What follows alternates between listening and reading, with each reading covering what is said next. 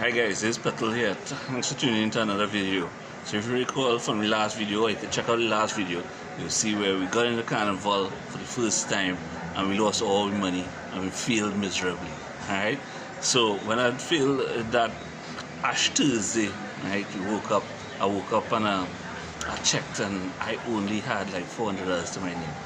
This was mad scene. I lost everything. And the only way I saw to get out of that was that I really had to sell.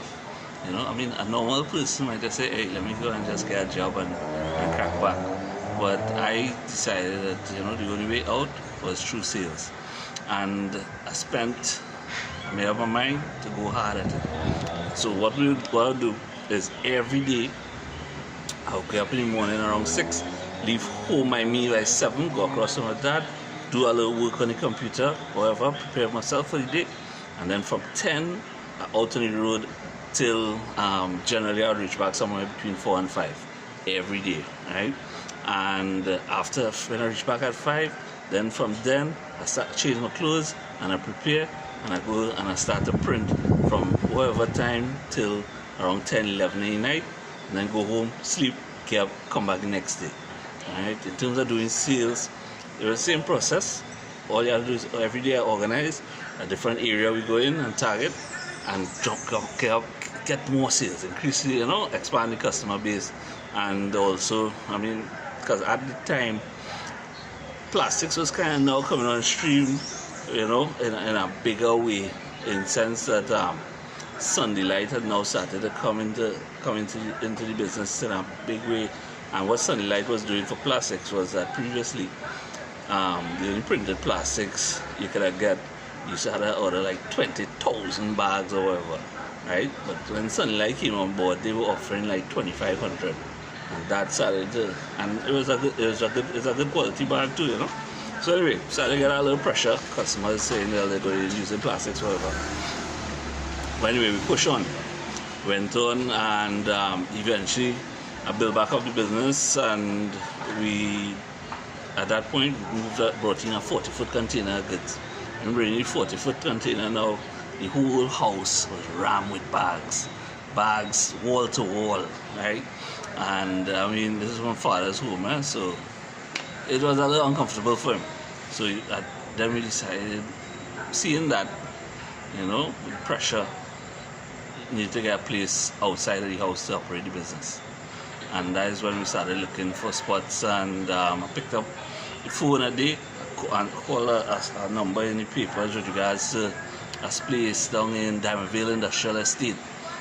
So the guy down there, I mean, the space was much more than what I needed, you know. But I asked him, I just pitching everybody, hey, by any chance you have anything smaller available, or the area, the warehouse available? And he said, come and see, sir. You know. So when I reached down there, you know, we looked at the place and we were able to find a spot where we kind of carve out a couple of hundred or so square feet. I mean, and he gave me a nicer deal, and that is how the following weeks we just moved across everything and started operating down there. As I reached down, I needed to hire some staff to do some work, so we put out some ads and hired some people, and yeah, we just started working, continued working from there. And through him, right, Kendrick is his name, he's a real blessing, you know. Kendrick teach me how to do boxes, because the warehouse he was running was actually the old jet printing factory, you know. So it had all these printing equipment, guillotine, die cutting machines, and you know, it was like a little blessings too in disguise, because I looking for a warehouse, and how could I just come upon a warehouse that actually have printing equipment, you know? And this was really good, and Kendrick was teaching me how to do big boxes, and that's how we learned and we got into doing boxes. Okay, so some key things I want to just point at for those of you who are looking to move from your house to a rental situation is that, I mean, I didn't fully consider this even then, but now looking back, it would have been really important to understand understand fully your financial situation of your business. All right, because what you want to do is to know that you can afford to rent the place, right, with the sales or the business you have going on, as opposed to hoping that when you reach there, right, because it's now a commercial space or whatever, you might suddenly have a growth in sales and then be able to afford it. I see it a couple of times with a couple of my customers. They went into a space, they thought that they would have been able to afford it because they were expecting increased sales by going into a commercial space. And sometimes that could happen, right? But you don't want to move depending on that, because then you might be disappointed and you end up in problems, not being able to afford the rent, the lights, and this and that, right? So, and also, well, guys, added to that, of course, sales. Whatever problems you have in your business, right?